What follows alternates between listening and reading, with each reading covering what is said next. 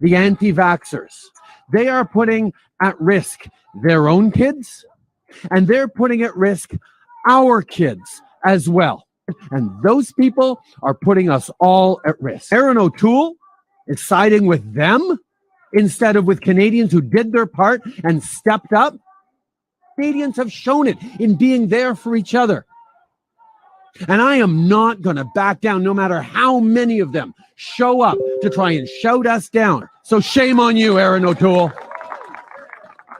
You need to condemn those people.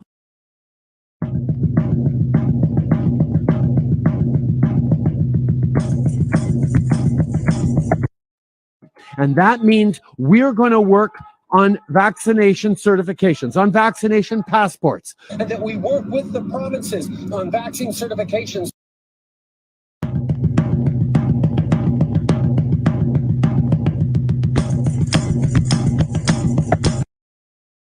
If you want to get on a plane or a train in the coming months, you're going to have to be fully vaccinated. Now is the time for people who are still resistant to getting vaccinated, that there will be consequences for those people in not being able to go to a gym or a restaurant, not being able to go to a movie theater, not being able to get on a train or a plane. Our plan is to make sure that anyone on a plane or train is vaccinated, that anyone in the federal public service gets vaccinated.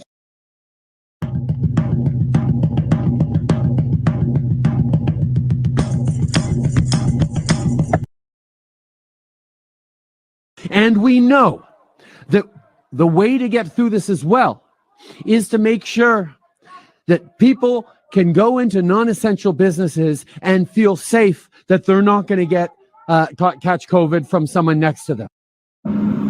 We all have an opportunity to get back a little more to normal. Except that those people who have not yet chosen to get vaccinated are putting all this at risk. The risk posed to all of us by unvaccinated people.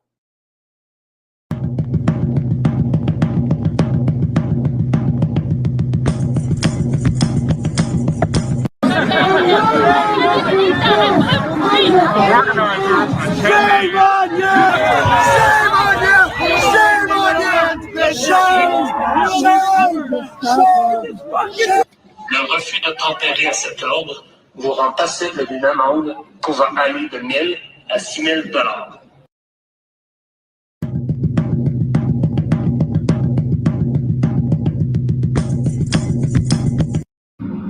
Not only are they putting at risk our kids who are still too young to get vaccinated. I have a 7-year-old who started in grade 2 just earlier this week. Very excited about it, but he's vulnerable.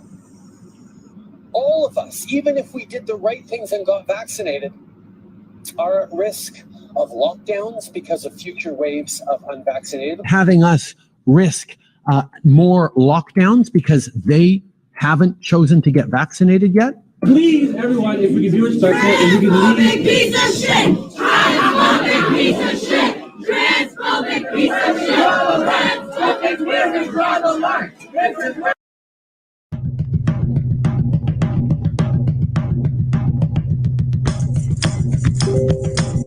In September, the federal government posted a call for expressions of interest for contractors to supply, provide, and manage quarantine isolation camps throughout every province and every territory in Canada.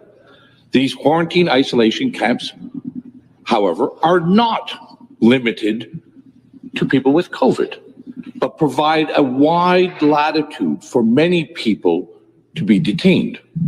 Surely this government is aware of the intentions to build these isolation camps from coast to coast.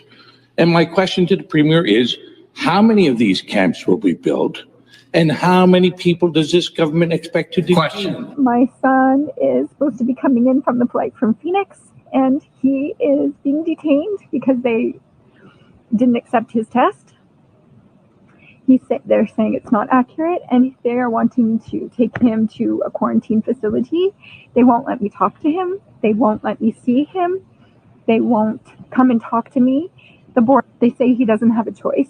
They say that it's the law. They say that I don't have the right to talk to him, to see him. and they are taking him against my will and his will, and I'm not okay with it, and I don't know what to do about it, and I don't know where I'm supposed to find him. So this quarantine facility apparently is up and running and totally legal, as they say, and I'm freaking out.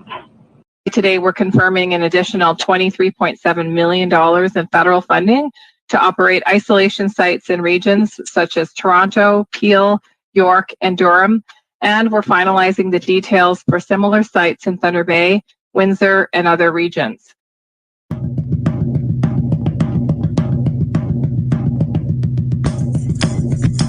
Quebec is planning to force adults that refuse a COVID vaccine to pay what's called a health contribution tax. Those who refuse to receive their first dose in the coming weeks will have to pay a new health contribution. We will be putting forward measures to put those tools permanently in place. The authorities of FinTrack, I believe, do need to be expanded to cover crowdsourcing platforms and payment platform and their payment providers.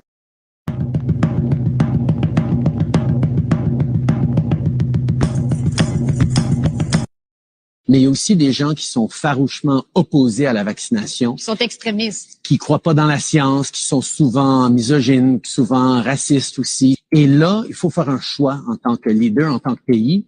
Est-ce qu'on tolère ces gens-là? So we need to rethink our notion of what terrorism is these days. Is that the point? Well, I think be more expansive in our definition. I really see two main streams, and one is an emphasis on nationalism, also tied in with a anti-statist or anti-authoritarian perceptions. And why would we call it right-wing extremism? You know, that traditional left-right ideological spectrum, liberalism, conservatism. A new report that really is a warning about rising online activity by right-wing extremists in Canada.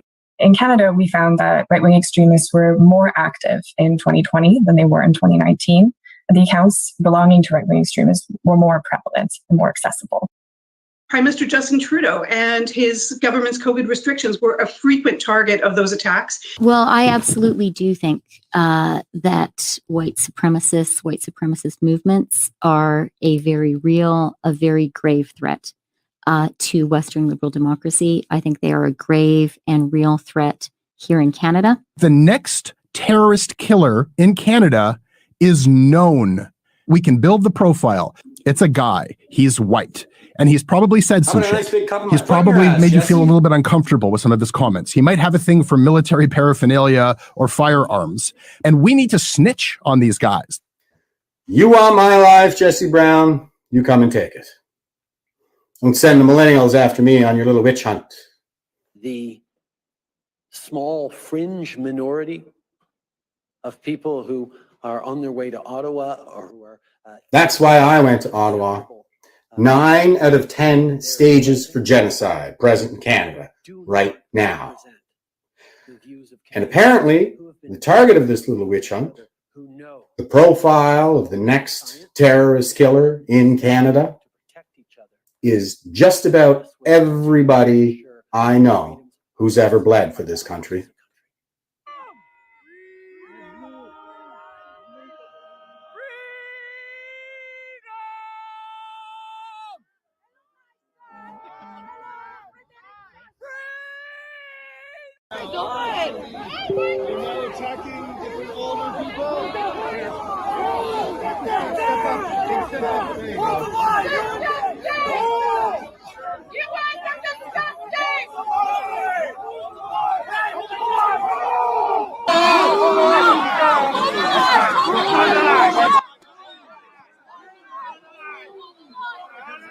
Are you going to tell me that we weren't met with hatred?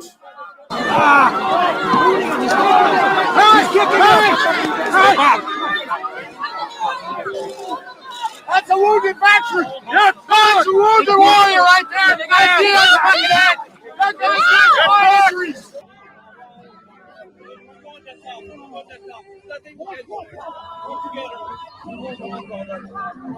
Hey,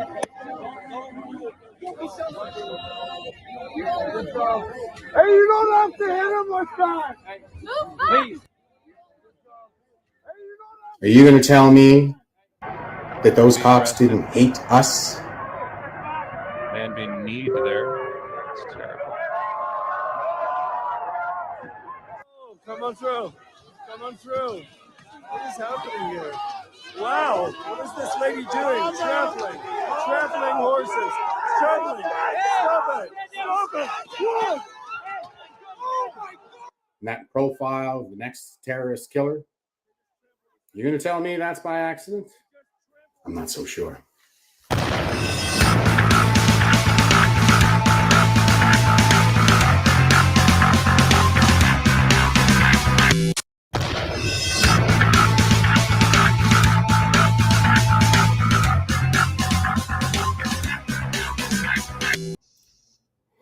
I still like that video, guys. That's pretty good. And it's a bit of a heavy subject here tonight. That's kind of the tack that I'm going to take. So brace yourselves.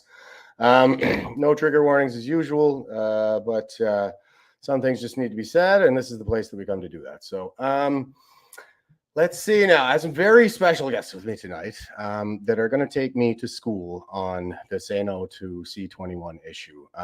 Like I've said in the past, I mean, I like firearms. I own firearms. I was in the military, for 20 years. So they've just kind of been around in my life. I was an air cadet. First time I fired a 22, I was 13. I just don't really think of them as that big a deal. They're like tools, the kind of thing that you have for emergent circumstances, that it's better to have it and not need it than need it and not have it, like first aid or something like that. It's just a life skill. So that's kind of how I've always seen it, but and that's how I've always presented it. But there's another element to it that there are many other elements to it that nobody's talking about. So we're going to dive into some of those tonight. So I have with me my SMEs for tonight, Rob Anders and Todd Brown. How you doing tonight, fellas? Doing well. Excellent. Absolutely. Yeah, I really got to have you guys on board, and I didn't really get much of a chance to kind of pregame with you guys or anything, but it's pretty relaxed around here. I don't really write down any questions or anything like that. I just kind of want to tease it all out, like what's on your mind, and hear what you have to say, and we'll bat some ideas around and see where it goes. So with all that said, I think I'm just going to pass the talking pillow around to you guys and let you do the quick introduction for yourselves. Rob, you're first up there, brother. The talking pillow is yours. Sure. I was a member of Parliament for 18 years. I started off with the Reform Party and then the Canadian Alliance and then finally the Conservative Party of Canada. I was chair of the Veterans Affairs Committee for some time under Stephen Harper. Todd, I know you're going to introduce yourself. Hopefully at some stage I'll be able to just kind of whiz through the PowerPoints that I provided to you, Jeff, and I'll tell you a little bit about the next election, the prospects that I see, if things don't go well, what we need to prepare for, and some of the history that leads up to the solution. Todd, your turn. Well, I'm the founder and executive director of FIRE. Rob happens to be the president of the association. It's Firearms Institute for Rational Education. I was on the original executive board of the first Wild Rose Party. I've been studying and writing articles on firearms law for well over 10 years now.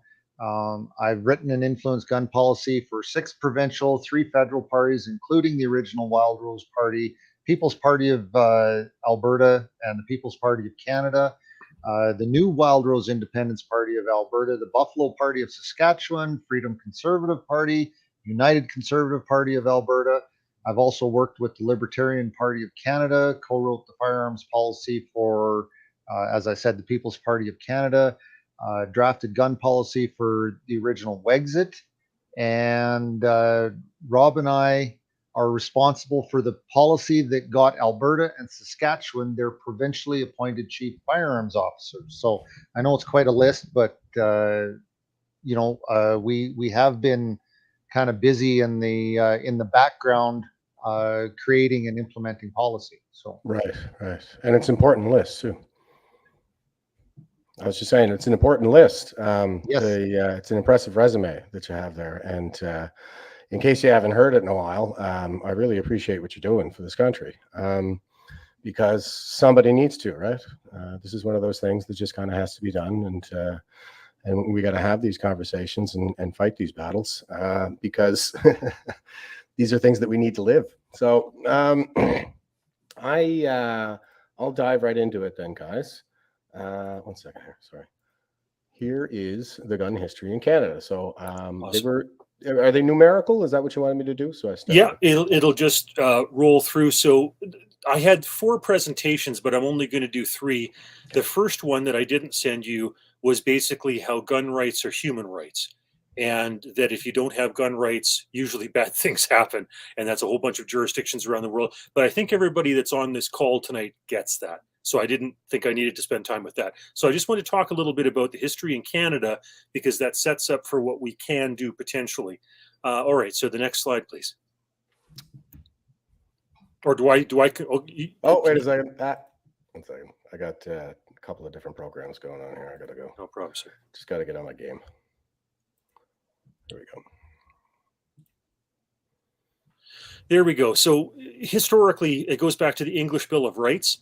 And that actually laid out that Englishmen have a right to bear arms for defense of themselves and the state. So I wanted to set the historical precedent going forward. Okay, next one.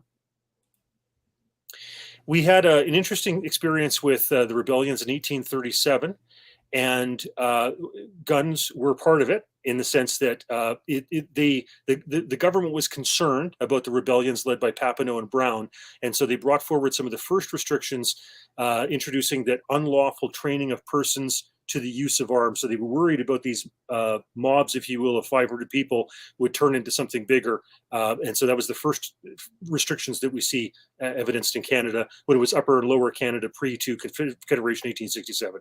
Next one.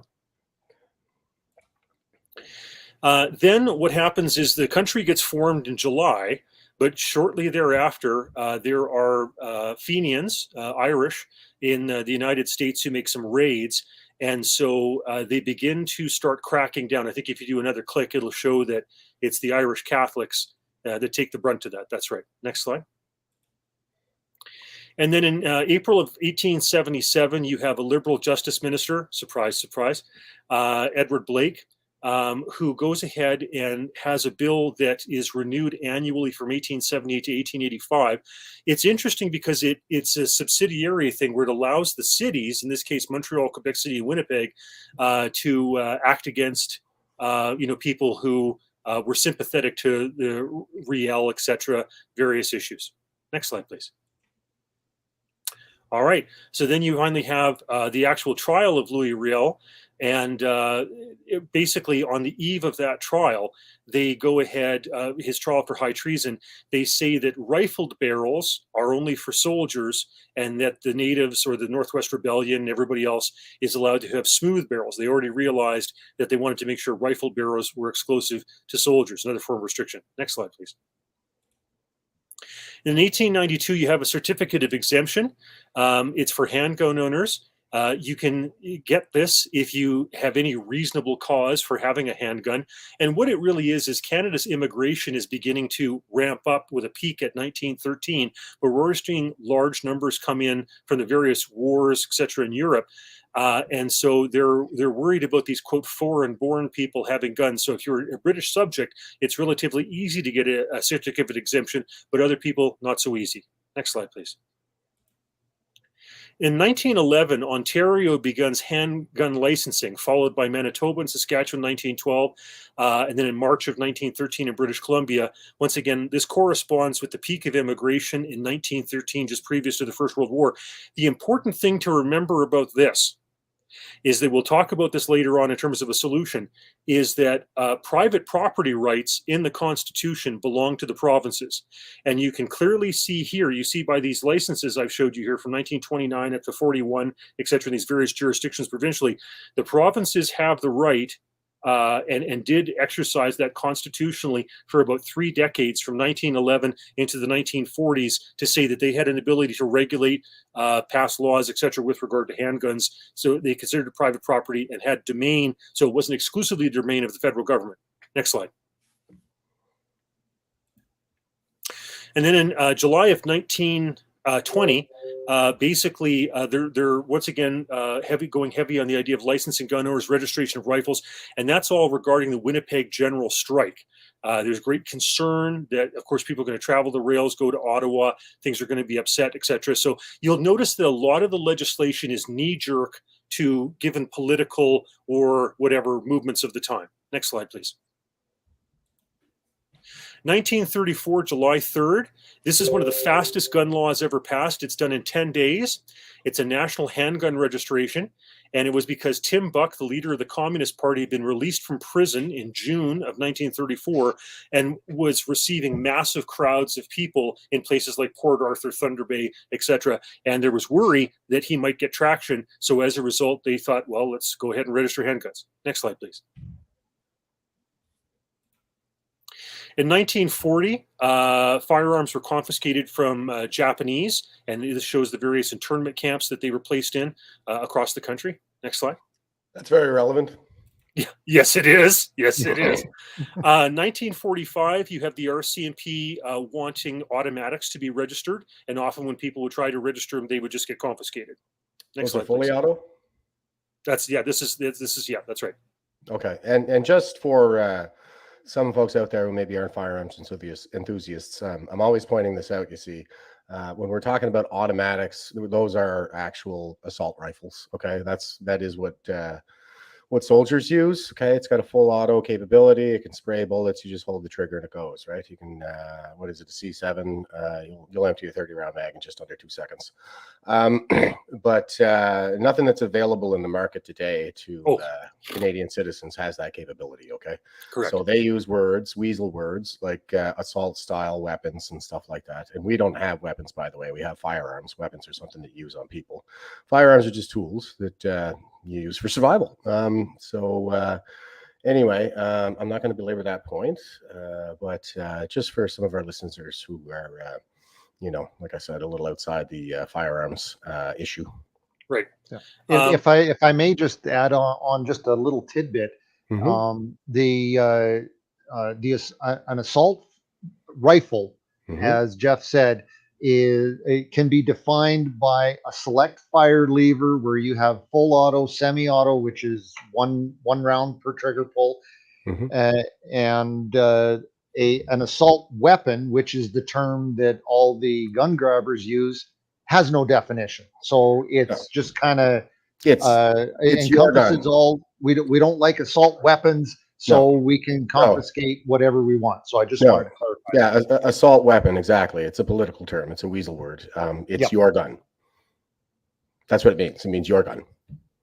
All right. So good old Pierre Elliott Trudeau, in 1969, makes those things restricted. Now include all automatics. So he's broadened it in a sense. Next slide.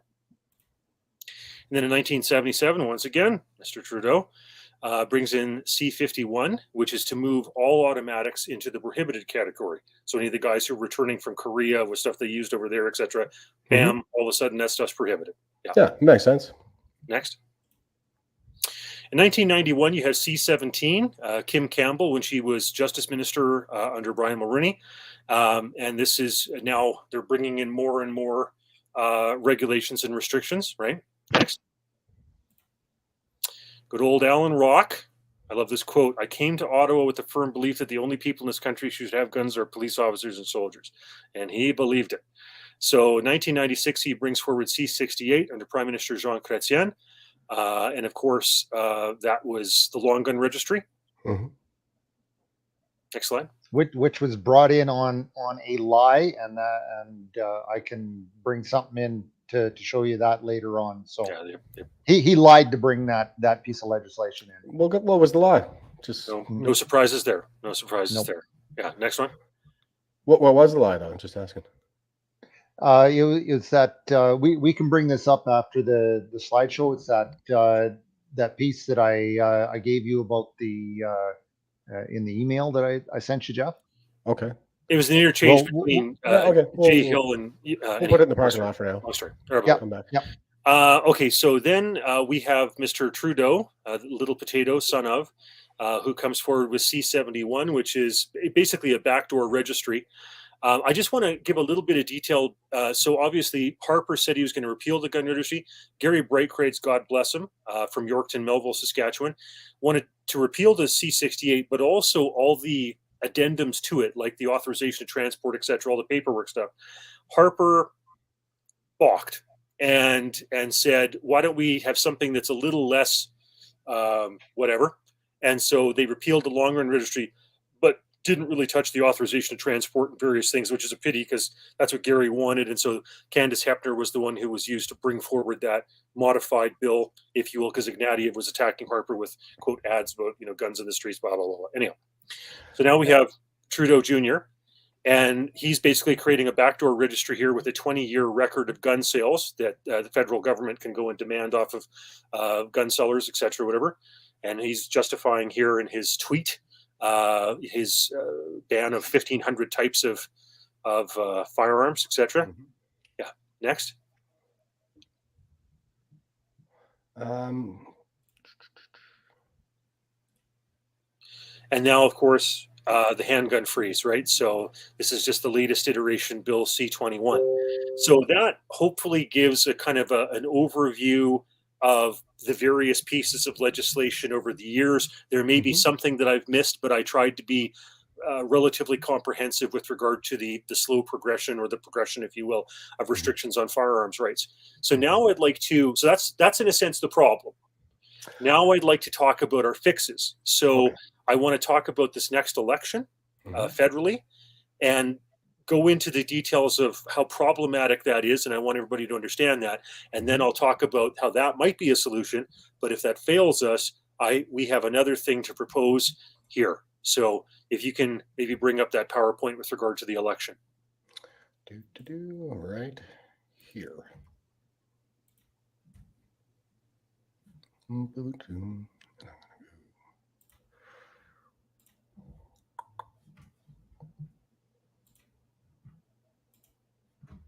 There we go.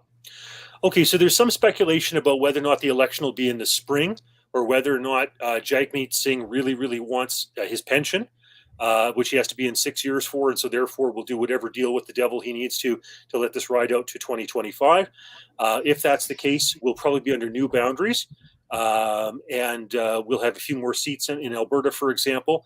But my guess is Mr. Trudeau, if he thinks his numbers are good, may want to try to pull the trigger because he realizes some things are catching up to him, and he would sure love to get a majority government. So we shall see. Next slide, please. Yeah, it really is Game of Thrones, guys. Yes, it is. Okay, so now this is the election in 2019, and I want to point out the gradations of colors.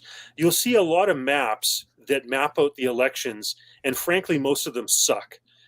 This is a pretty good map. Why? Because as you can see, for example, Yukon is a light red. When you see that light color, whether it's a light blue, light red, light turquoise, light orange, that indicates that that seat was won with less than 40%. Okay, so in other words, it's won by a plurality, but not a majority. So it's a seat that could be in contention. Okay, Roger. So when you look at these maps, some maps will just show a given party in one solid color and not break it down into light or dark colors, which isn't. It's not as useful. So when you have a map like this, you can literally see which are the seats that could potentially be tipped, the pivot points, if you will. Okay, so this is one from the 2019 campaign. Okay, let's go forward to 2021. Okay, so different map. You can see it's very similar, though. There's just a few small changes. The Liberals and the NDP picked up a couple seats in Edmonton. The Northwest Territories changed its position between the Liberals and the New Democrats. There's a couple pickups in Atlantic Canada and stuff. The maps are very, very similar, and the numbers were almost identical. So now I'm going to go through, because if we want to overturn or block C71, C21 in terms of their onerous restrictions and stuff, or turn them back or repeal them, or however you wish to look at this, I'm going to go into that this isn't really an election of 338 ridings. It's actually like 51, and as my calculations show, it might even be as small as 43 ridings. Next slide, please. So here we have in British Columbia. So on the top, you have the ones that the NDP holds. On the bottom, the ones that the Liberals hold. I've put an X by Victoria for the NDP and down by Burnaby, North Seymour, and in Surrey Centre for the Liberals there. Why? Because there's seats that are below the 40%, okay? But in the case of Victoria, Burnaby, North Seymour, and Surrey Centre, the gap between the Conservatives, okay, and the party that won is like 20 points. Now, I've worked on a lot of campaigns, and I've done a lot of auto dials, and I've done a lot of stuff in campaigns. We've been able to turn around situations where we had a 20-point gap between us and somebody else, but higher than that, like a 25, 30-point gap, very, very difficult. So in those ridings like Victoria, Burnaby, North Seymour, and Surrey Centre, you can potentially turn them, right? Like, in other words, the NDP seat in Victoria might not go to the NDP, but chances are it wouldn't go to the Conservative Party. It would probably go to the Liberals. Okay. So the other ones that don't have the X's by them show the seats that are really in play. Okay. So North Island, Powell River, which used to be John Duncan's neck of the woods, Cowichan, Malahat, Langford, Keith Martin used to hold that back in the day. Esquimalt, Saanich, Sook. That's where Randall Garrison is currently. The Pewarchuks were running some campaigns there. South Okanagan, West Kootenay. That was Jim Abbott used to have that neck of the woods. You got West Vancouver Sunshine, Coast Sea to Sky Country, John Reynolds, and then John Weston for the Conservatives. Coquitlam, Port Coquitlam, James Moore used to have that. Fleetwood, Port Kells, Nina Greywall, for example. So out of those, out of BC, you got close to 40 seats in BC. There's really 7. There's really 7 that are seriously in play. And if we're lucky, maybe a total of 10. So if I'm a gun owner, and I want to get active on a campaign, I either want to recruit a candidate to win the nomination who is pro-gun and really solid, or I want to win and take out somebody who's a gun grabber.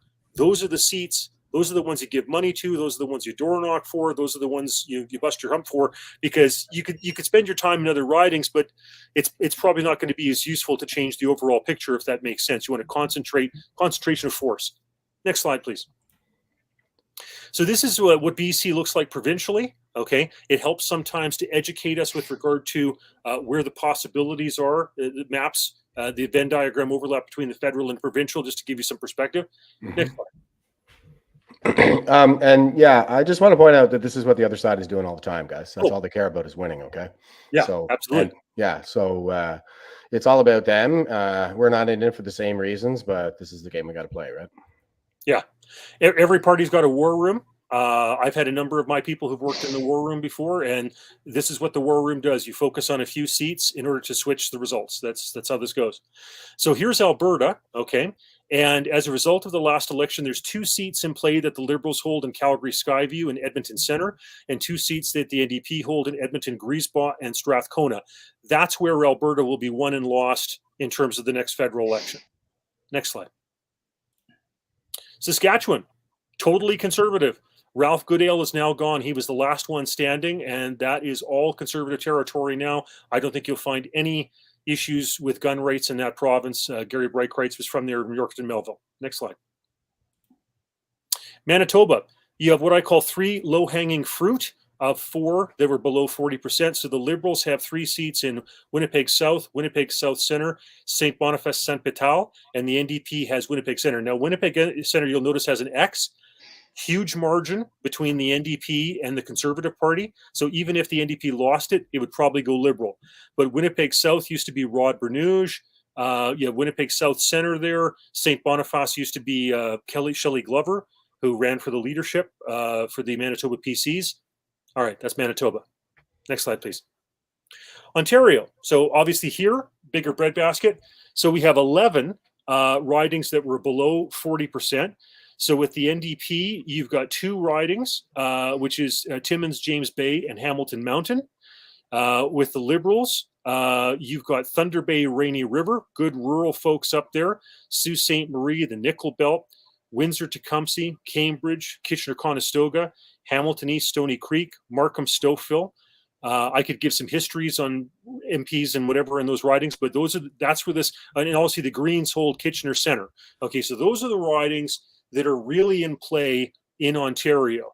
Now, this is based on the 2019 map. The 21 map that I had, unfortunately, wasn't as detailed in terms of the individual ridings. It showed them, but it didn't list them. And so as a result, I had a harder time doing a proper cross-reference. This is still relatively or very accurate, but there are some areas like I know in Brampton and stuff like that where there may be a couple more that we could add to the list. Brampton's what we call the Little India campaign because it's heavily Punjabi, Sikh, etc. Ruby Dalla, and then we get Parham Gill there, etc., battling those seats out. Anyhow, there may be a couple adds to it, but that's a thumbnail sketch of Ontario. Next. Oh, sorry. I thought I hit it there. Okay, so in Quebec, here we have 8 low-hanging fruit out of 17 that were below 40%. So you have the Liberals hold the seats in Brome-Missisquoi, Quebec City, they call it, Sherbrooke, Compton, Stansted. Sherbrooke is where Jean Charest represented federally before. I think it's fairly safe to say if he runs there, we'll take that seat. Now, you notice there's some other ones here that are Saint-Maurice, which is Jean Chrétien's old riding. And then you have these others here, Châteauguay, etc., Longueuil, Hochelaga, etc. And the difficulty there is that the margin between us and the Liberals is quite high. So this is, in a perfect scenario, if you can try to get these. Now, you have some other seats that are held by the Bloc Québécois. So you have like Jonquière, Abitibi, Beauport, Trois-Rivières, etc. Okay, and there's one by the NDP there, Rosemont, La Petite Patrie, excuse me. And you can see there's a lot of X's there, which means that there's a bunch of seats that are just narrowly held by some of these other parties, but the likelihood of them being able to go to a party that's pro-gun rights, tough. Quebec is tough. Okay, next one. Yeah, that's kind of one of the problems we have here in Canada is the Anglos and the Francos. Mm. We just have a completely different way of coming at everything. I get it. So here in New Brunswick, we have this riding St. John. That was the one that Elsie Wayne used to hold, if people remember her. She was one of the 2 Tories that were left along with Jean Charest in the big toss-out with Kim Campbell type of thing. So we have had, there are some other seats we hold there currently, like John Williamson's, et cetera, whatever, but this is one of the ones that could potentially be one.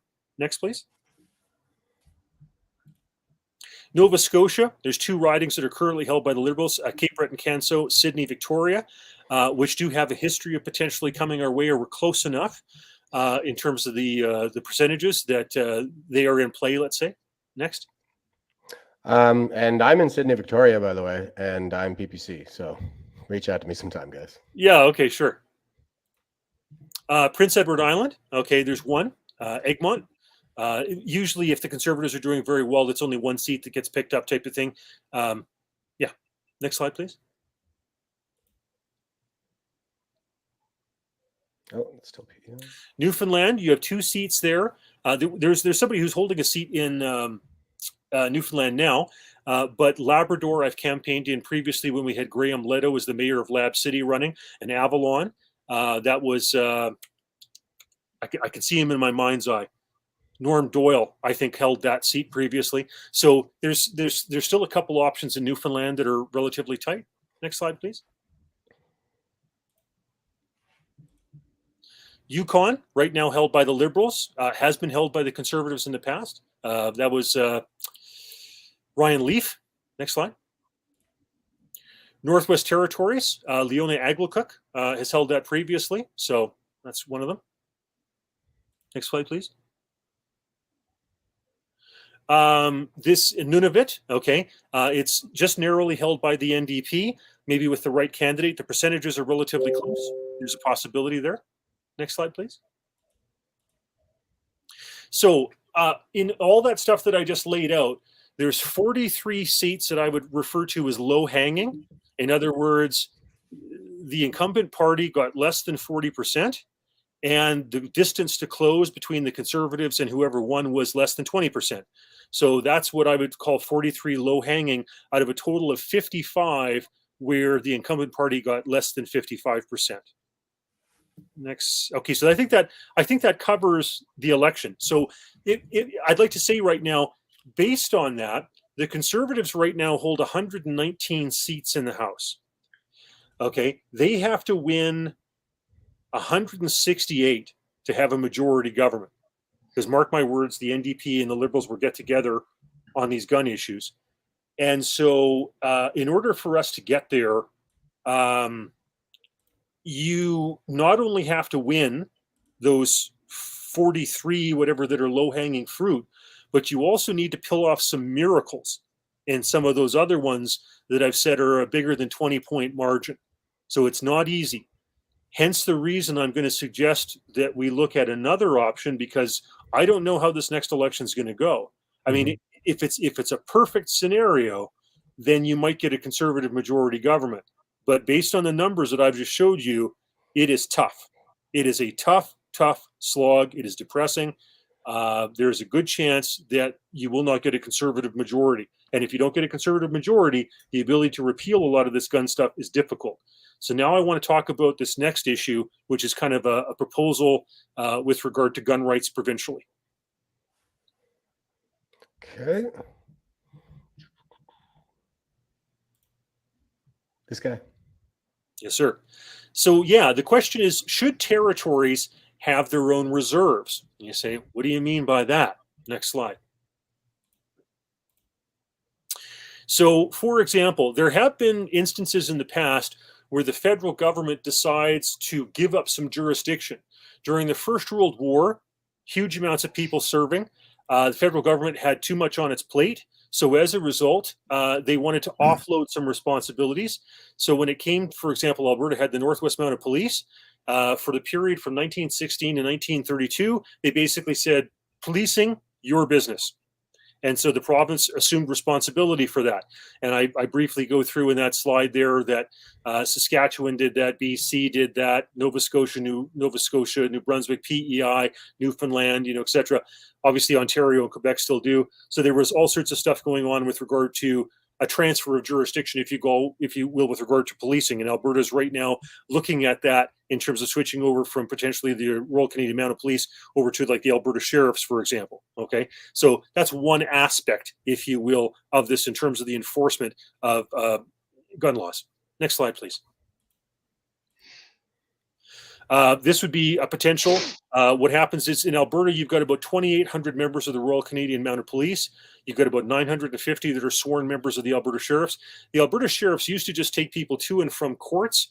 Harvey Sinenko told me as an MLA that Ralph Klein expanded this, in the possibility, in the eventuality for the option of being able to have a transfer over, a patch over of RCMP members into the Alberta Sheriffs so that Alberta had more jurisdiction, if you will. Next slide, please. So, all right, let's talk about reserves. So we've got about 72,000 troops, according to the 2017 numbers across Canada. In Alberta, anyhow, bases in Calgary, Cold Lake, Edmonton, Griesbach, Wainwright, and Suffield. Next slide, please. Now, these are jurisdictions in the United States, okay, because obviously you have the Army for the United States, but you also have states that have their own state guards, et cetera. 3,000 here in the case of Louisiana. Next, please. Alabama actually fought in the Bay of Pigs, believe it or not. Trained Cuban immigrants, et cetera, et cetera. Next, please. South Carolina State Guard obviously had a fairly sizable chunk of people involved in that, with 6,000 enlisted men at some stage. Next slide, please. Oregon State Defense Force heavily participated, particularly in Iraq, but also Afghanistan. Next slide, please. The Kentucky Guard, obviously a really big deal during the Civil War. Next slide, please. These are some countries. Now, don't forget, we live in Alberta, Todd and I. So Alberta is between 4 and 5 million people. So what we were doing is comparing some other jurisdictions in the world with a similar size and what they have in terms of whether regular or reserve forces, et cetera. For Moldova, 7,000 in 2016. Next slide, please. Ireland, with about 9,000 in total, of which 1,600 reservists, 7,300 regulars. Next slide, please. Croatia, obviously they went through a civil war not so long ago, so much bigger issue there, 18,000 of 2017. Next slide, please. New Zealand, about 4,500 regulars, 2,000 territorial, 500 civilians. Next slide, please. Panama, quite sizable, actually 26,000 people as of 2017. Next slide, please. Switzerland here is a really great example that I'm going to refer to with regard to our solution. So during the Swiss obviously had mandatory service for a long time. They had a small regular army, but they had a lot of reservists. So in World War I, it was 220,000 reservists. In World War II, in 3 days, they were able to mobilize 430,000.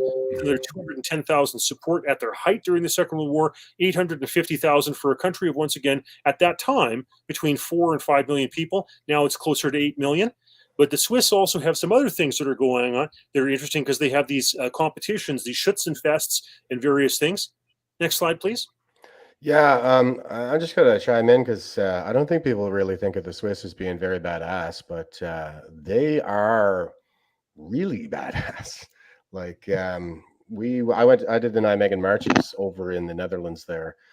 It's a big affair that the military likes to get into. I did the 100th one, actually. It's a 4-day event. So, but those guys totally kick our asses. Everybody else, like, they're marching twice as fast as we are and carrying big frickin' flags while they're doing it. And we just have our little Canadian flag in the back. And, you know, I mean, it's a hump. It's a hump. It's what is it? You got to do. You got to do 40 in 8 hours is what it is. But anyway. Yeah, those guys are incredible, and they love firearms, and Finnish do too. Like, if you ever meet a Finnish guy, that's what he's going to do, is he's going to take you to a sauna and show you his firearms. That's what they're like. They have saunas everywhere they go too, guys. I learned that while I was in the military. That's the first thing they do when they deploy, is to build a sauna. In Afghanistan, I took one in Iraq with the guys. They're pretty fabulous people, those Nordics, and they understand the threat because they're right there with Russia. And guess who else is sharing a border with Russia? Huh? Could it be us? Yeah. And we're the nation state equivalent of the manatee. So I don't know why everybody wants to poke that Russian bear right now, but you know what? There's a reason we've been holding fast here for a while. There's a reason we call it an intractable situation, and it's because, like, you know, there's an unknowable amount of blood that this is going to take, right? It's not because we just want to leave things the way that they are and let people be exploited, but you know, there's a balance of harms that's really hard to measure right now. So that's where we are, and we're all just kind of hanging on to our firearms. You know, you watching me watching you, and everybody better behave themselves. It's a global Mexican standoff, you know, and you can't put the toothpaste back in the tube. So one of the things I like about the Swiss is they have this annual contest, this Schützenfest. It's been co-ed, including women, at least since 1884. Lots of people participate. And so imagine if you had a territorial reserve act for, let's say, the province of Alberta, maybe Saskatchewan, maybe Manitoba, maybe BC, maybe the Yukon, maybe the Northwest Territories, whatever, whoever wants to participate in this. And so as a result, they'd have this. You'd go ahead, you'd bring a firearm of yours from your collection, participate in the contest. There'd be stuff for pistols, you know, at a shorter distance, stuff for rifles at a longer distance, okay? And as a result of your participation, you would get a certificate. And then as a result of that, and let's go to the next slide so you can see some examples of certificates. So, for example, this is one that the Israelis have. I've included my own here. With regard to my license, etc. Okay. But you can do stuff like this. And then as a result, if you have a certificate from this territorial reserve, okay, somebody from the federal government, could be the RCMP, could be the Canadian Forces, could be they're trying to deputize Canada Post to take guns, whatever. Whoever is coming from the federal government who says, hey, we want your guns, you say, oh, well, actually, I belong to the territorial reserve for X territory, whatever it happens to be, some province or territory. And so as a result, because private property under the Constitution Act is a provincial responsibility, and it was considered so by the federal government with regard to the registration of handguns from 1911 going forward to the Second World War, and because there's an act that the province passed or territorial passed in regard to a territorial reserve, and if the province needed to use the notwithstanding clause and fought it to the Supreme Court or whatever, blah blah blah, you don't have the jurisdiction to take those. It's not your area of authority. Okay, and if the province has lawyers, Justice Department that's willing to fight that, because of the precedent that's been set, you have reserves in this country that go back to 1755 with Upper and Lower Canada, held by the territories or the provinces. Okay, you've got ones that were recognized again as late as 1957 under Queen Elizabeth II with the Lord Strathcona Horse, which is the stuff that Donald B. Smith set up originally, but the Southerns carry on. If you had the province weighing in with a Territorial Reserve Act, a certificate, even invoking the notwithstanding clause, it makes it very, very difficult for the federal government to claim that they have jurisdiction with regard to this and to intrude on these rights. And so this is something that we're going to be pushing in provincial parties here in Alberta with the UCP, and educating, like we're doing here with you tonight, other people to say this is an option. If the Federal Conservative Party or the PPC, I don't mean to be derogatory, I helped campaign for Derek Sloan in the last federal election because I was not too happy with the way things were going federally. If we don't win, if we don't get people who respect firearms owners and their rights to win the next federal election, this is a stopgap measure that can be used to protect people who are firearms owners in these respective provinces and territories, protect their collections, and protect the provinces. Maybe is there a next slide? I'm trying to remember if I had another one. Or is that the end of it? No, that's the end. Okay, so that's kind of the presentation, and I've talked a lot now, so I'm going to let Todd chime in to fill in any gaps that I've left. Well, the private property rights is the area that I would really get into, because a lot of people don't understand and don't remember that private property rights is the domain of the provinces.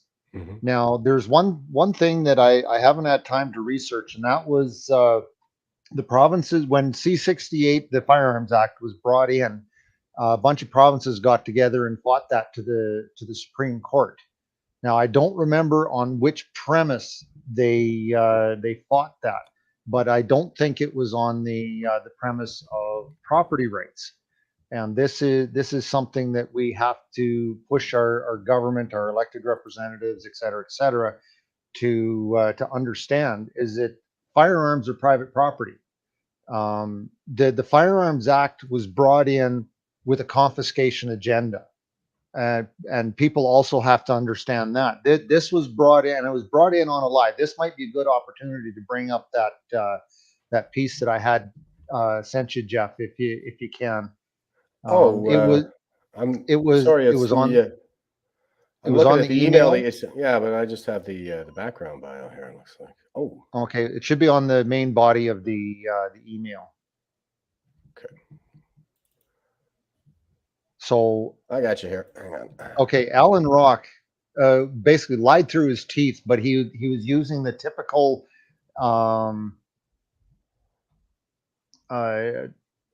wordsmithing to okay. Trust the content. Is that the one you're looking for? No, it had bear with me. I can always read it from mine if you can't find it, but yeah. So I'm looking at it and I'm opening it, and then it's not showing it to me. So I think I have some kind of a filter on this thing that I'm just not getting right now. Okay, well, what I'll do is I'll read it to you so Sure. you understand. Just hang on, let me find it on my stuff. Okay, so what this was, and Rob may correct me on it, but it was a debate in the House of Commons. It was February 14th, 1995. Now, it was a debate between Alan Rock, the then Minister of Justice and Attorney General of Canada. He was asked by a Mr. Jay Hill, a Reform Party member, and Jay asked him, under the Justice Minister's gun control legislation tabled earlier today, which was Firearms Act. Hundreds of thousands of firearms legally acquired by law-abiding citizens will now effectively be confiscated. How does the minister justify his government's confiscation of private property? And Right. this goes to what I was talking about. To which Alan Rock responded, the honorable member's question is fundamentally flawed. Quote, there is nothing in the bill that confiscates firearms. The bill is intended to enhance criminal sanctions, crack down on the criminal misuse of guns, and achieve the sort of control any reasonable society wants to ensure public safety. Okay, the key part in here, there's nothing in this bill that confiscates firearms. Now another question by But there Rob, you was, might right? Pierre Vignier, or Pierrette Vignier. She was a Bloc Quebec Hold law on, member. just before you butcher that, Pierrette Van. Thank you. I don't speak French, so I butcher the French language, and I apologize to those of you that are French. So, Yeah, mine's not great. Given the official opposition's criticism when its plan of action was unveiled in December, does the Minister of Justice still plan to allow the owners of 13,000 automatic weapons registered in Canada, including 4,000 AK-47s or AK-47s, to keep them legally for the rest of their lives?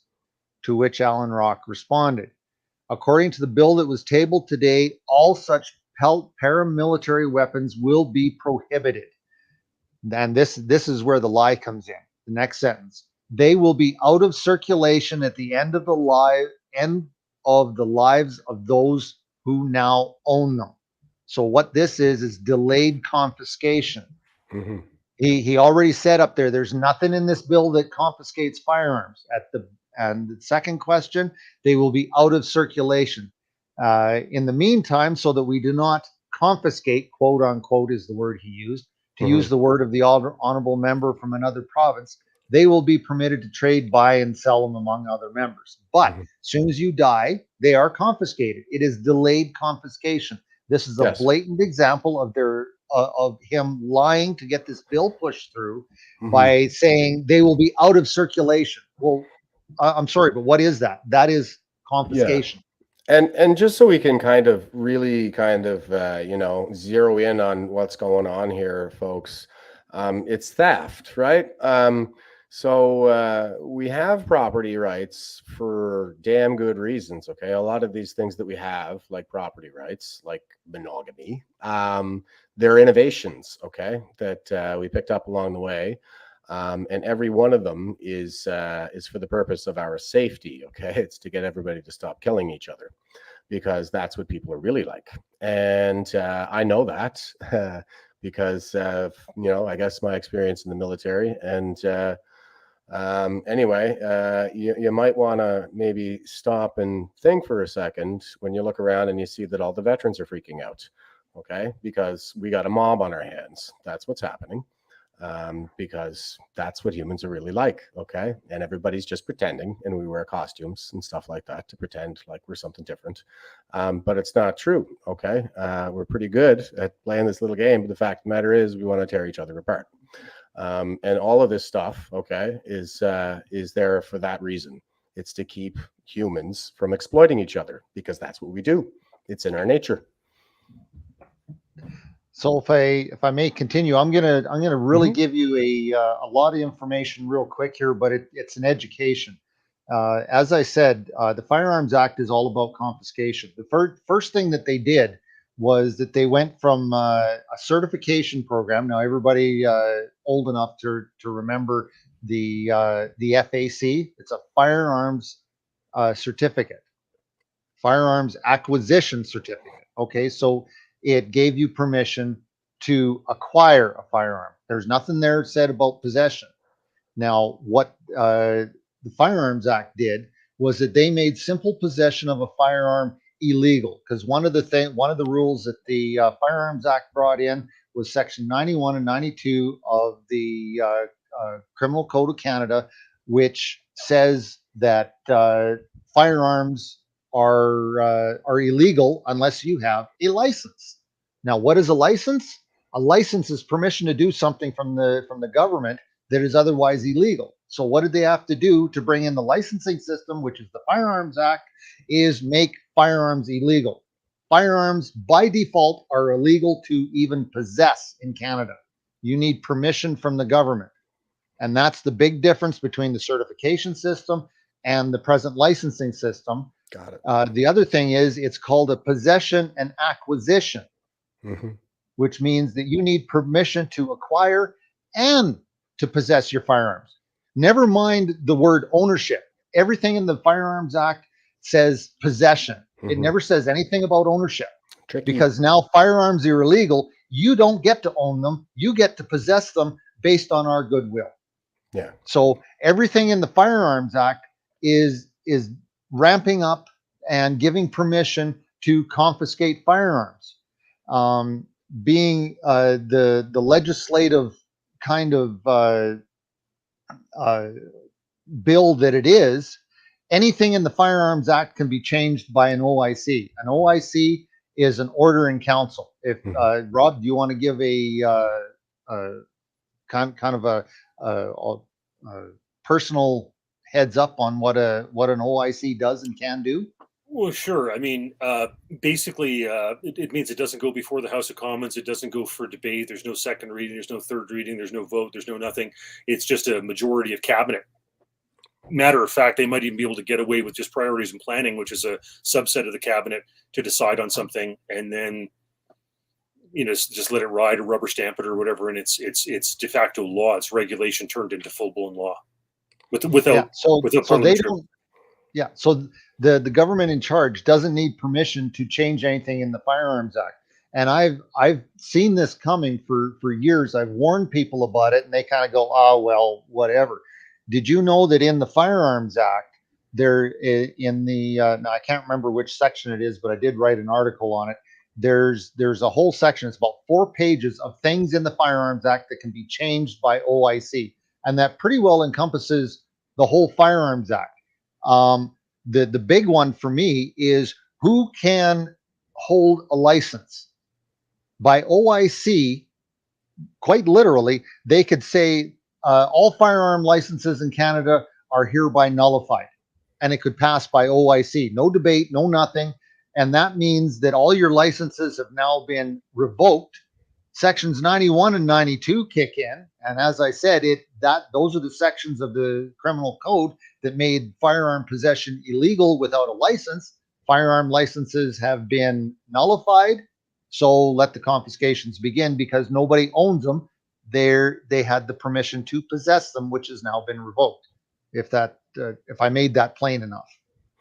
Yeah, and the trick there again is in the language, right? It's Exactly. they're using the word possession instead of ownership, and property rights, like I said, are there for a reason. Okay, we as human beings, we're deeply concerned with fairness.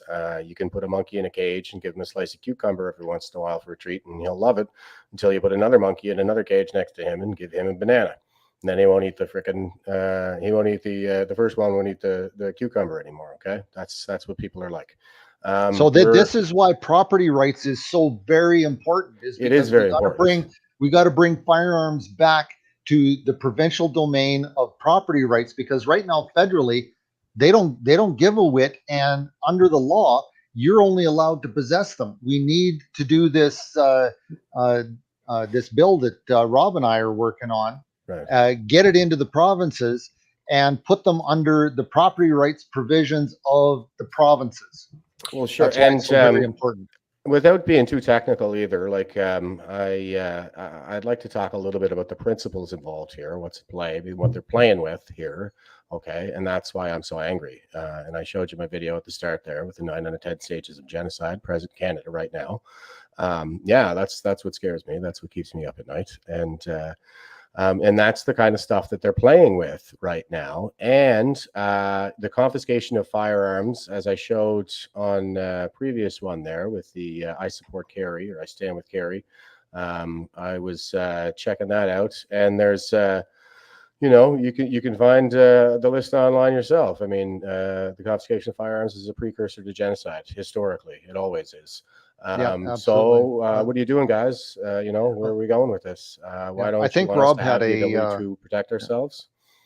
Rob had a quick comment. I just Yeah. wanted to add in that Pierre Trudeau, when he brought in the Constitution Act, or brought the British North America Act home to Canada from the United Kingdom in 1982, he was actually open, check this out, open to the idea of putting property rights in the Constitution. But I want to be very clear what he meant. Trudeau, if he put property rights into the Constitution, meant that there were property rights for the state, not for individuals. He Right. did not want to countenance the idea of private property rights, but Yeah. if he included the subject of property rights in the Constitution, they would be the property rights of the state, of the government, not individuals. Right, and they're doing all of this in denial of human nature. So they're playing God. They're not leading us. They're coercing us and trying to shape us in their own images because they're megalomaniacs. That's what's happening. Okay, and that's what's really terrifying to me right now. And like I said, like these things are bulwarks against chaos that we've developed over time. Okay, and that is the default state, guys. It's chaos. Okay, nature is chaos. The only exception out there is life. It seems to organize by itself, but everything else ends in entropy. Okay, it really does. Like it's all going to dissolve at some point. Matter itself is no longer going to exist, and we're kind of the only exception here with life. Yeah, it's just trying to survive. And we've found better and better ways to do that over time. We can let more people survive and we can give them better lives. And these are all these kinds of innovations that we've come up with over time. And there's a philosophical razor out there that I just want to highlight. I'm building to it not too much now, but it's called Chesterton's fence, right? If you come across a fence, that's the thing. Like what our mindless leaders right now are doing, our demagogues. What they're doing is, they're playing on people's emotions instead of appealing to their intellect, first of all. And as soon as you start doing that, that's where people are dangerous. They're dangerous in their emotional states, not so much in their intellectual states. And when you come across a fence, okay, what you should do is try to figure out why it's there. You don't tear it down because like it doesn't suit your aesthetic tastes. It might be there for a reason. It might be keeping out a predator. How about that? Yeah, that's why we have these things. Okay, it's to keep us safe. It's to these are basically agents of order. Okay, this is how we've managed to establish order in all the chaos that is constantly going to trying to kind of kill us. That's the universe is trying to kill us, guys. So and that's kind of the game, and we've gotten better at it than anybody over time. And now they're trying to take all the tools that we've developed in doing that made our lives rich in the first place away right now. So yeah, again, you got to wonder, do they know the game they're playing? Who's guiding this? I mean, I'm always pointing to Sun Tzu, Art of War, Supreme Art of War, is to subdue the enemy without fighting. Whatever weakens the West is true, seems to be a pretty good Stalinist mantra at the moment. All the harbingers of coming tyranny, genocide, chaos, apocalypse, revelations, that our ancestors were trying to warn us about in all those stories, like it's all coming to life around us. Are you going to tell me I don't have a valid concern? Am I just, maybe a paranoid, crazy veteran, something like that? No, I don't think so. I think that I kind of get something about people. I know what they really are. Okay. That's what nobody seems to understand. Okay. Is that we're savages. Right? That's the default setting in the human species. And if you look at hunter-gatherers all over the world, they got homicide rates that dwarf that of modern-day Detroit. And they're rapists and pederasts, and they rape boys. That's what we're really kind of fighting right now. It's savagery. It's our own nature. We got to keep doing this over and over and over again because, we're cannibals, so we exploit the hell out of each other. We're an apex predator. You know, and yeah, if you want to know how I really feel about what's going on, I know a lot of people, they like to talk about how they feel about Trudeau. Man, oh man, is he ever getting under everybody's skin right now? But that's like so 2015 for me. You know, I don't even talk about him anymore. Like, he's not the problem. He's just sort of the face of He's it, a right? symptom. Well, I say he's like the Wizard of Oz, you know. The man behind the curtain is the boomer. That's what I say, the boomer hegemony. They're the ones running the institutions and the corporations and the pension funds and the whole shebang. So I like to call them out for it. I watched them ruin that military over the last 20 years of my life, you know, scandalizing the hell out of it, and can't keep their hands off the females and so on and so forth. So yeah, that's kind of what I see happening right now. And I'm always asking how many Gen Xers are on that Epstein flight manifest. And what's going on with you guys, huh? If I may make some comments about the actual bill C-21, since we kind of wanted to discuss that anyway. Sure. For myself, I don't know, Rob is 100% on this, but I know he agrees with it, is don't get lost in the weeds of what guns they are trying to take away from you. As I explained, they don't even know. The liberals firearms don't even know. No, they don't care. They don't know what guns they're banning or anything. This isn't about what gun they're banning. No, this is about confiscation, plain and simple. Don't get lost in the weeds about this gun's for hunting, that gun's not. Don't get lost in the weeds. This is about confiscation. Blatant, out in your face. We're going to take these guns away from you if you don't sit up and pay attention. And it started with the handguns.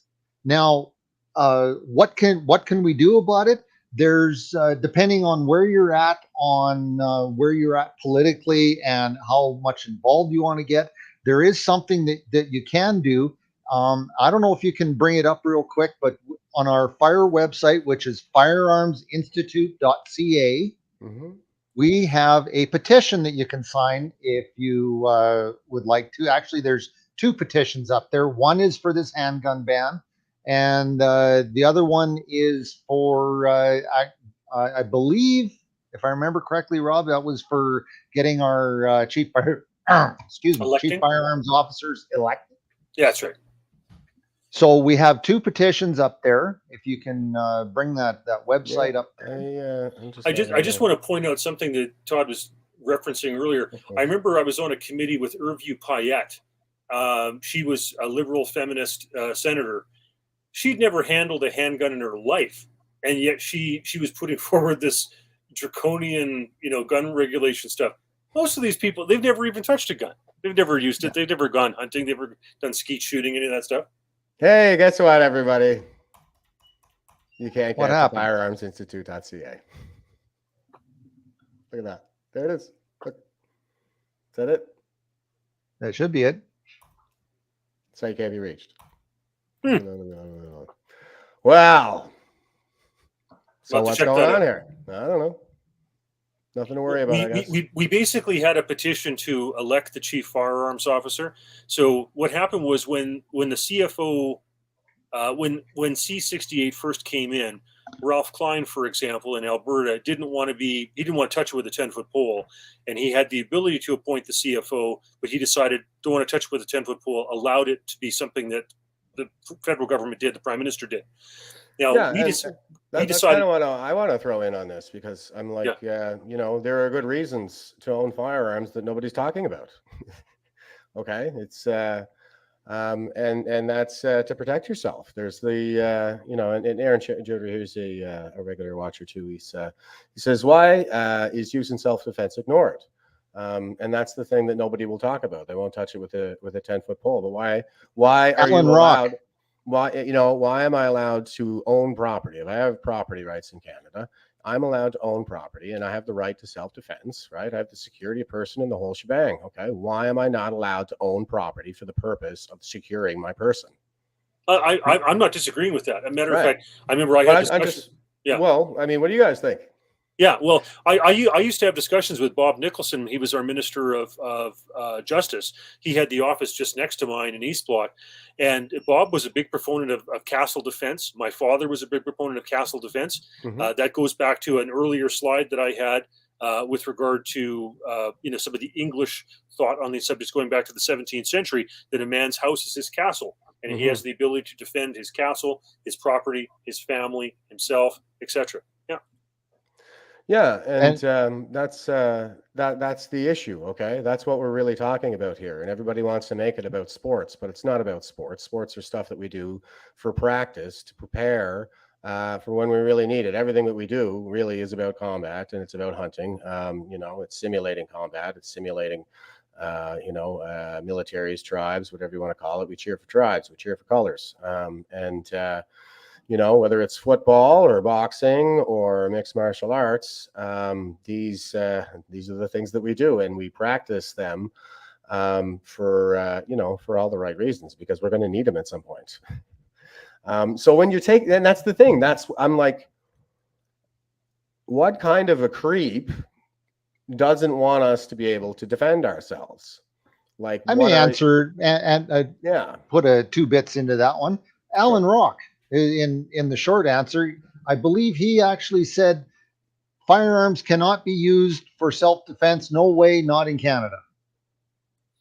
I didn't include all the quotes, but there were some choice ones. Sharon Carstairs, Manitoba Liberal, David Collinette. Like, I had a whole bunch. I just picked Rock because he was the minister, but there was a whole bunch who had serious issues with firearms ownership. Yeah. So no way, no how. You like, if you use a firearm in self-defense in Canada, are you going to jail forever or what? Pretty much. You have the right to self-defense, but they limit it to equal force.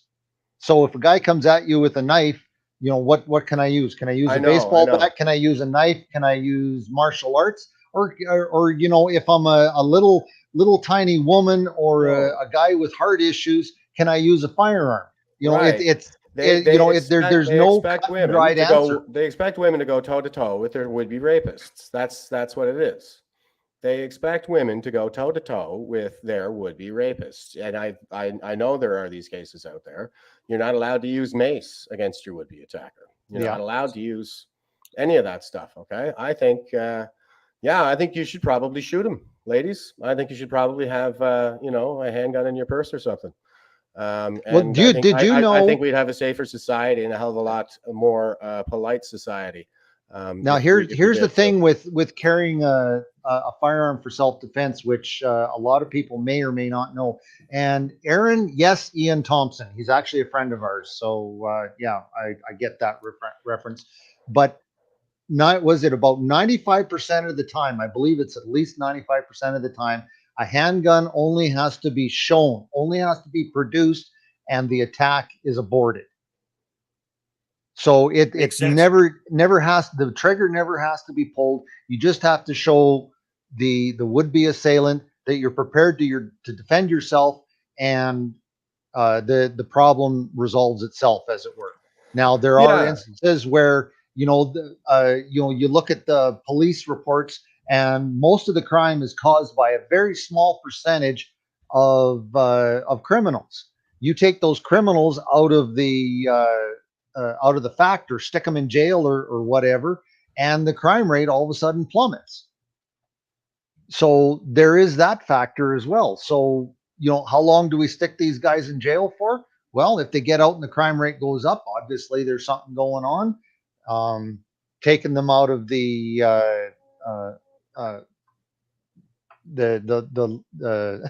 space entirely. Well, I'm not an advocate of just going out and killing people, and I'm not going to suggest that. But if you put them in jail, if you take them out of the equation physically, the crime rate will drop. It's statistically proven. Yeah. So, and they're not doing that either. They're letting all of our would-be victimizers back out on the streets, and locking up anybody who shakes hands with Pierre Poilievre and happens to be a veteran. So I want to hammer on the self-defense aspect of it again, because down in the States, I was just trying to maybe pull up a reference or something like that, but it's not hard. I mean, go to ladderorcratter.com or something like that and look at the resources page, and they'll show you all kinds of studies that The number of, I think it's like 1.8, it was like ridiculously high. I want to say trillion right now, but that can't be right. Anyway, a ridiculously high number of uses of firearms in the prevention of crime by responsible firearms owners. They're called, good citizens. It's like a Boy Scout thing for them. That's all. And yeah, I mean, if you're robbing a VLT place in the southern U.S., chances are one of those old men is going to shoot you. And that is the thing about a firearm is it's the great equalizer. It's one of those innovations like a Chesterton's fence that you shouldn't get rid of, okay, because until you understand why it's there. And the reason why it's there is because up until firearms, it was just whoever was the dominant male ran everything, okay? That's the default setting. We dominate each other. We're a slave master species. Castrate all of the slaves and put them in the galleys so they can row your boats on the Mediterranean. That's the way we really are. We exploit the hell out of each other. And that's what the dominant males are going to do, okay, if there's nothing there to stop them. And it doesn't matter who you are. If you put two people together, if you put an old lady and a dominant male up against one another, you can go rifle through a thought experiment involving every manner of melee weapon you can think of, and it's still kind of a calculation that probably tips in his favor. But you put a firearm in her hands, and it's an equalizer, right? It's the great equalizer. That's why it's there. Okay, it's for putting down savages. It's not really. That's what a handgun is for. Okay, because they walk among us. There's like a 2 to 4% rate of sociopathy in the general population. I know these guys. You think I can spot them. That's kind of what we do, right? In the military, that's what we're for. We're for protecting all the civilized people from the savages.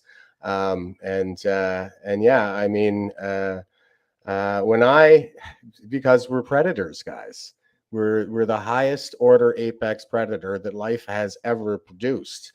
And yet somehow we're squishy and, mammalian and stuff like that. But look, where did all the other hominids go?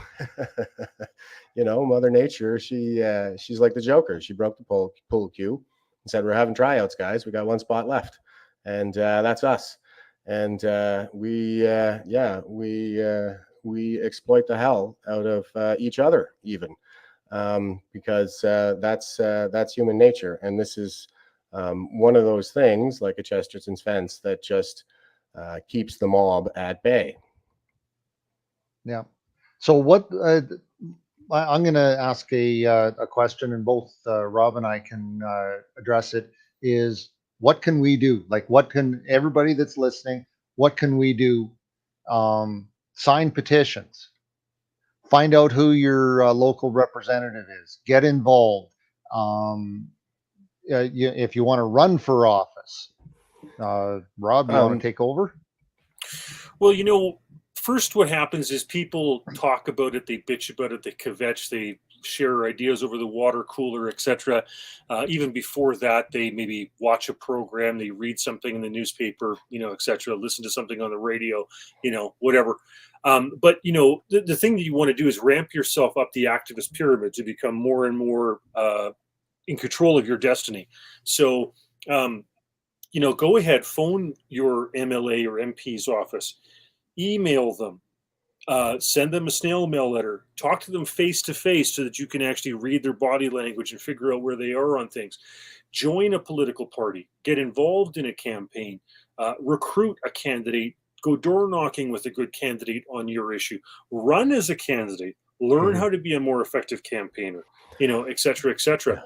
All that stuff's important because otherwise, you're going to have other people take your guns from you and tell you how they're going to go about it. If you don't get active in the process, remember this, only 3% of people, 3% of people in Western democracies in Canada hold memberships in political parties. Let's take the Conservative Party, 1%. 1% of people, maybe at tops 2, because Pierre signed up a lot of people, 600,000. Yeah. That's it. That's all that's involved. And only a small fraction of that actually join the board, sit on the executive for the political party in the riding, fundraise, etc. Like, it's so easy to get involved, and people just sit back and think that they're going to get a free ride and they don't have to do anything. It's participatory, and if you're not participating, other people are going to Yeah, call and the it's too shot. bad that even Nathan Cirillo, while he was guarding the war monument there, wasn't allowed to have a firearm in case one of these ISIS guys showed up, because Totally with you. we, as veterans of the Canadian Armed Forces, are declared targets of ISIS, Al Qaeda, Taliban, you name it, all those bastards, right? Yeah. And they're letting them in, and they're talking about reintegrating ISIS fighters while they're offering veterans made and taking our firearms away. So what's going on? Yeah. Yeah, I was one of the ones right after, or while that was happening. I said the only way you stop a bad man with a gun is a good man with a gun. Exactly. Yeah. Yeah.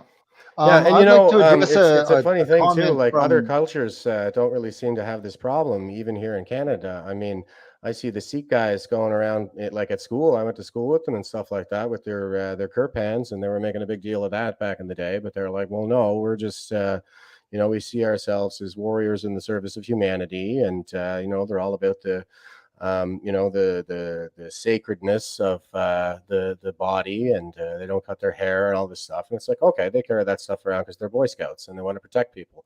Well, yeah, I mean, I'm like that. It's just that I'm Western. Why can't I carry my firearm? Like, wouldn't the people of Portapique have been a hell of a lot better off if a guy like me was walking around when Gabriel Wortman showed up? I mean, what kind of society do you want to live in, and what's going on with that Gabriel Wortman stuff anyway? Yeah. The guy that they paid Actually, off there's before the massacre. So if I may make address a comment by Aaron here. He made a comment about petitions, like the largest one in history. Now, what happened there is it was brought into the House of Commons. It was started by a private individual, and it gained traction. It was the AR-15 petition, I believe, and there were literally. Hold on. Whoa, stop. Did the AR-15 petition have over 1 million signatures? It was tens of thousands, if not That's hundreds. nothing.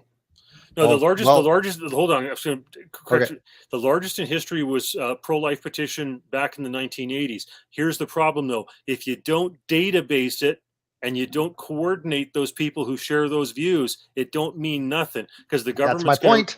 They're going to write you a PFO letter, and Yeah. that's it. Yeah. You got to be able to mobilize those people. Exactly. That's exactly not- right. So that's not the real important pressure. part That's of what the state is petitions saying is to not you. necessarily getting it into the House, which is a good thing, very good thing. But you have to be able to database it and mobilize the people that are on that petition. If you start with 1,000 people and you say, okay, there's a meeting or a rally or whatever going on tomorrow, come and bring a friend, and then you put more people on it, and you gain your gain the amount of people. The more people you have, the better off you're going to be, because politicians their money is votes. If you can affect their votes, they're going to sit up and listen to you. They won't have a choice, because otherwise they're going to get voted out of office. Correct, Rob? Well, yeah, it's all about money and votes, man. If you affect their donations or their number of votes, or whether it's for a nomination, for an annual general meeting, for the general election, they pay attention. And I got another comment here on the property rights issue too. Andy Aki says, I don't believe Canadians do have property rights. You can get a mortgage / purchase a property. However, government at all levels can appropriate your property for many reasons. If you purchase the property, why don't you have to pay property taxes yearly if you own it? Yeah, we do just kind of rent from the Queen or something, right? Yeah, we don't have property rights in Canada. It's the Bill of Rights states we have property rights, but the other one, which one was it, Rob? My brain just failed me. The Charter of Rights, Trudeau. Charter of Rights does not have property rights in it. So yeah, that's if a problem. we're working on the Charter of Rights, no, you don't have property rights. Yeah. And that's a real problem then. I mean, people need property because, like I said, we care a lot about fairness, and the only thing that makes something mine is the fact that I get to say how it is used. And when you're talking about a firearm, people spend thousands of dollars on these things. So what is that to them? Well, it's whatever they did for those thousands of dollars. Like, it's their sacrifice, their hardship, their labor, effort, and skill. Okay, it's all of that to them. And that's why it should belong to them. They should have the right to keep it, right? It's a keep what you create kind of society, because that's what's conducive to better outcomes for savages like us. You got to appeal to the better angels of people's nature. Now, another thing for getting our rights back, like I'm a firm believer in concealed carry, for example. I'm not going to get into that, but to defend yourself with a firearm, absolutely, you should be able to do that. But our rights have been taken away from us incrementally, and in some respects, we're going to have to bring them back in incrementally. And one thing I'm working on provincially as well is wilderness carry. I kind of wonder. It's not concealed carry, but it's a step towards using a firearm for self-defense. Wilderness carry, if you can get politicians on board with somebody, tree planters, cutters, anybody that works out in the wilderness to be able to, actually our CFO in Alberta absolutely agrees with this. Anybody working out in the wilderness should be able to get a permit to carry in the wilderness. And that is the first step back to us being able to conceal carry or anything of the sort to protect ourselves. I think I'm going to advocate for concealed carry right off the hop. Yeah, so that is a step. You got to fight the little battles to be able to win the big war. I don't think that right now is the time for half measures.